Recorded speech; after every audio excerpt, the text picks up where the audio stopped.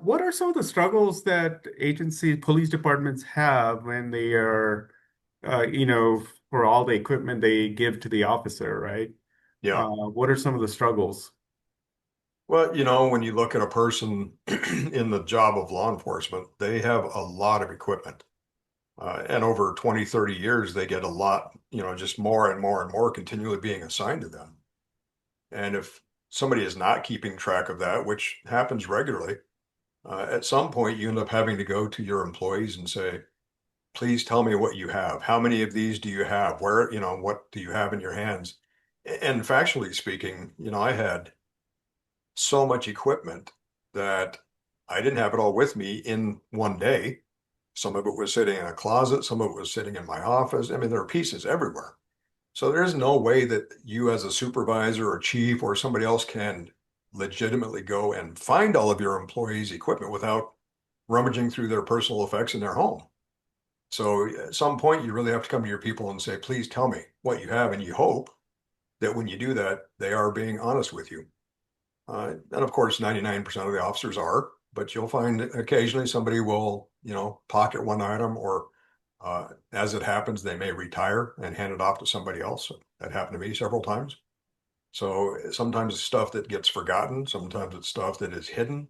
So without something better in place, you're really relying and at the mercy of your people.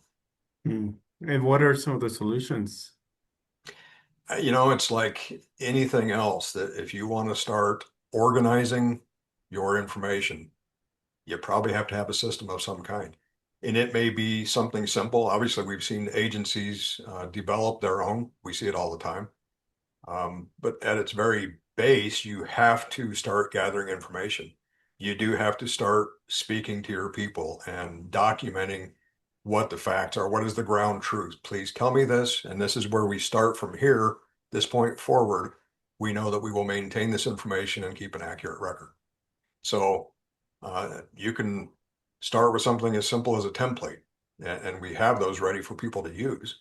You download a template, you send it out to all of your staff, you have them fill it out, you accumulate that, and you can stop there if you want. You've now got a written record.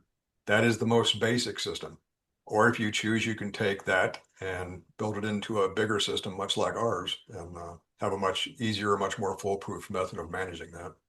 But it's going to be an undertaking. It really is.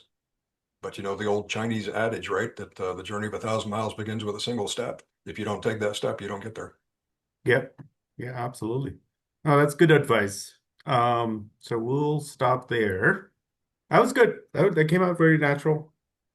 Okay, good. Um, so we'll talk about the vehicle now. Yeah, that one's a little bit simpler, I think, because there's Yeah, it was less. very simple. Yeah, there's And he less basically equipment. said you got to organize it. Yeah, At the end of the day, you have to start somewhere. yeah, yeah, I think when I get the transcript, we'll see how it looks. yeah, But I think it was very conversational, yeah, like just good. like you're talking to a friend. Yeah. All right. So what are some of the struggles when it comes to tracking equipment that's in a police vehicle, right? Yeah. Like, what are some of the struggles that you've seen?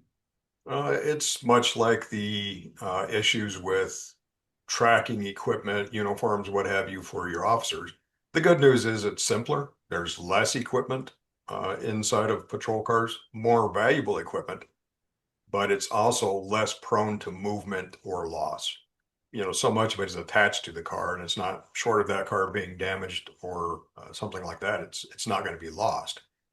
But if you had never, as this equipment is installed in the car, whether that's done in-house or through a professional installation company, somewhere there are receipts and invoices for all this stuff. But if that information is not readily available and not convenient to locate, you can't really know what each car has in it, or if changes have been made to that through, wear and tear, damage, what have you.